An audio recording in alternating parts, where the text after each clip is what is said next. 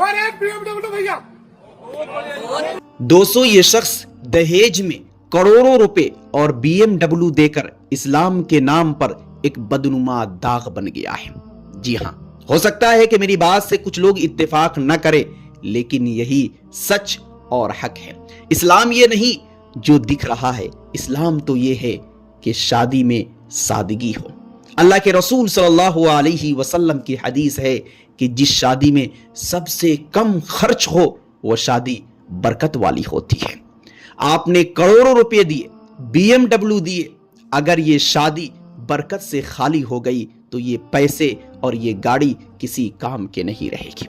आपको अगर देना ही था तो नुमाइश की क्या जरूरत, इस तरीके से ऐलान करने की क्या जरूरत। यकीनन ऐसा करने से गरीब बाप के दिल पर चोट जरूर लगी होगी। वह बाप जो अपनी बेटी की पैदाइश पर हमेशा फिक्रमंद रहता है, उसके दिल पर जरा सोचिए कि क्या गुजरा होगा। दोस्तों, आपकी क्या राय है इस वीडियो के बारे में कमेंट करके शेयर जरूर करना।